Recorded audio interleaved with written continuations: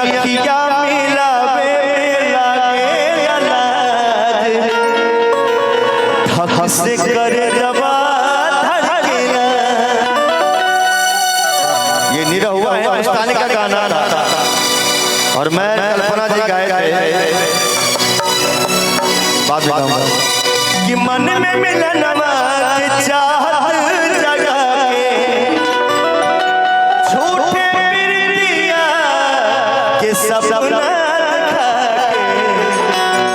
कि दिलवा में नीरव हुआ हिंदुस्तानी कौन कौन देखे नीरव हिंदुस्तानी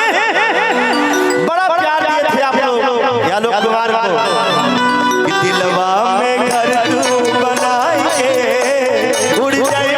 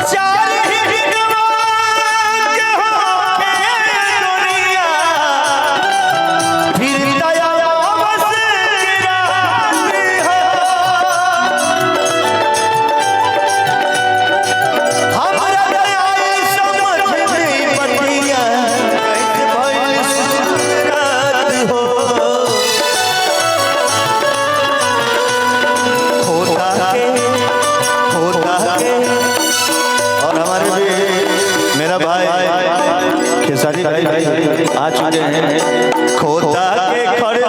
बनाई के उड़ गए हम चाहते हैं हाला हो जाए